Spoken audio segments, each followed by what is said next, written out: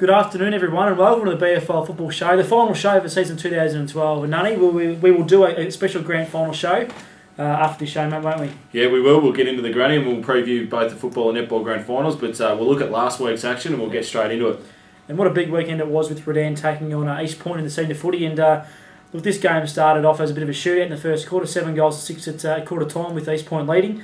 But Redan showed their class in the second half of the game. They obviously deserved and obviously progressed through to the grand final. Mate. Yeah, they would have been a little bit concerned about how many goals they let through in the first half. Yep. I think it was 12 goals to 10 at half time, so very concerning that for Gilly, PC and the rest of the coaching staff there. So they're going to have to rectify that before this weekend, taking on Sunbury, who are a very good attacking side. But yeah, as we mentioned, they would have been concerned with that. But as has been the case throughout the course of the year, they've stood up when it's needed, and they've been accountable. And look, they're through to another grand final, another Sunbury Redan grand final, which is going to be great. And you mentioned that the sixth time these two sides have met in the last 11 years. Amazing feat, really, for both clubs. It is, and it just goes to show the dominance of these two clubs over the last decade. And they are the two best clubs and two best sides in the competition, and they deservedly get through to another grand final. Just touching on East Point, Nunny, from the weekend, there's a lot being made of their young side and the young players they've brought into the side over the last 18 months.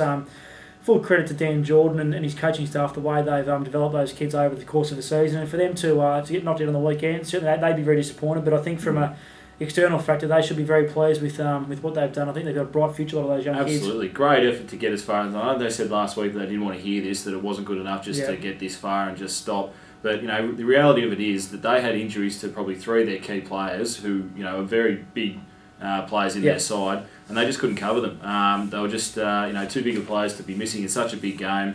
And look, if they had been playing, you would have given them every opportunity of getting through to a grand final. But look, as it was, Redan were too good on the weekend. East Point made it through a preliminary final. Great effort coming from 7th on the ladder. Oh, for sure, mate. Great effort. And just turning our attention to the netball now, Nunny, and we all know that Lake Wendouree got beaten 2 weeks ago by Melton in the second semi-final, which meant that they played East Point last weekend in the prelim final. And this game was an absolutely fantastic contest with Lake Wendouree prevailing by 1 goal in the end.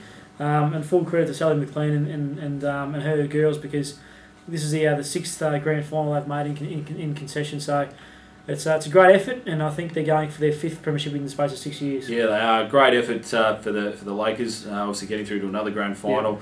Fantastic effort by East Point as well. They led by 3 or 4 goals late in this game, and they just started, a few turnovers late in the game, which were very uncharacteristic by their players. And look, I think the ball's actually being delivered into Catherine Micah in the goal.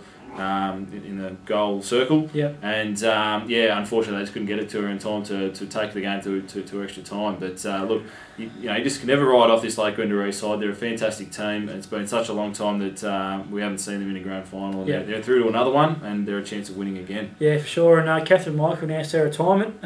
Congratulations to Catherine on a fantastic career, and she's obviously goes down as probably will go down as the greatest goal shooter in the Ballarat Football Netball League. Yeah, obviously spent a lot of time with the Sebastopol Football Club before Netball Club before she was with East Point, and won a couple of premierships with them. She was played at Ballarat as well in the early days when the competition was getting off the ground. So.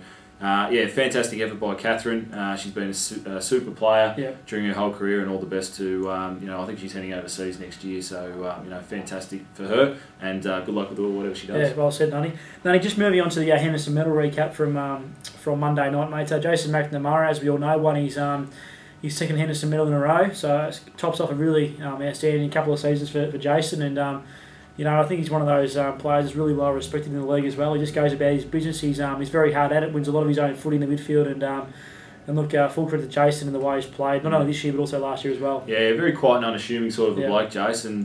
Look, he's just a fantastic footballer. He works really hard, gets a lot of possessions every single game, and is obviously noticed by the umpires for his damaging style of play. And look, he won the Courier Player of the Year as well, so he cleaned up on the night.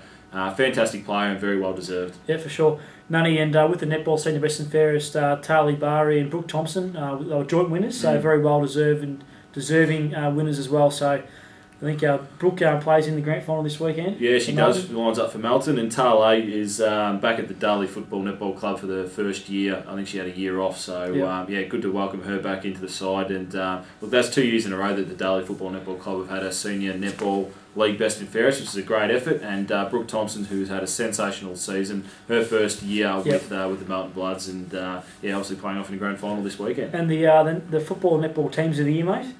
Yeah, we'll bring them up onto the screen now so that you can have a read. There's no major surprises, and I think maybe Jay Cheek possibly a little bit unlucky to not make it into the football side. A couple of very good players not to make it into this side, but Jason McNamara, as you can see, was named the captain of the side, and I think there was about 6 or 7 players who represented the team of the year in 2011. Were up against again in 2012. So great effort to those guys. For making the team of the year. Yeah, well done to all those players that were picked. And we'll bring up the netball team of the year now as well, so if you can have a look at that too. As you can see, there's a lot of Lake Wendouree representatives in the side with Emma Burton, Cara Hart and Stacey McCartan.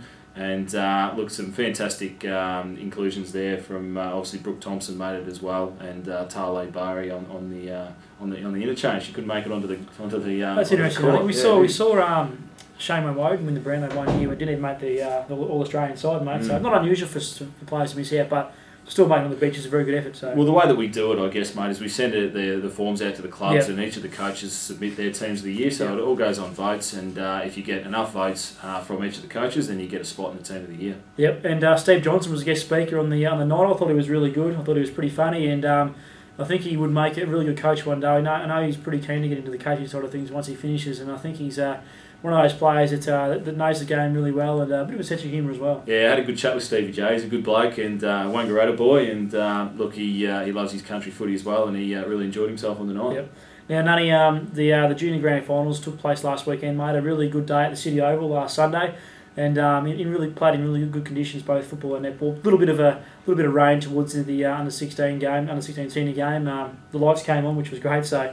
But all in all, a really good day. North Ballarat cleaned up, mate. They won 5 football premierships out of the 6. So, full credit to North Ballarat and their junior program, because that's an outstanding effort to win 5 premierships out of 6. Yeah, look, it goes to show that if you put the effort in and work really hard on developing your players, you do get the rewards. And North Ballarat have a magnificent junior program up there, and it's resulted in 5 premierships. And they also won 1 netball grand final as well. Absolutely. The East Ballarat Junior Footy Club won the under 14 senior football premiership and the under 14 netball premiership. So 1 or 2 East Ballarat, and Lake Wendouree won the under 16.5 netball grand final. So look, I was over the netball for most of the day, Nunny, and very popular. Yeah, isn't it? It was. Yeah, really good crowds, and the girls certainly enjoyed their grand final. So it was great to see. It's only going to get bigger and bigger too. So obviously with the netball competition expanding next year, it's going to be fantastic for junior football and netball. Nunny, thanks so much for joining us, mate. We recapped the last weekend's footy netball action as well as the Henderson medal, mate. Stay tuned with the big grand final preview coming up in the next show.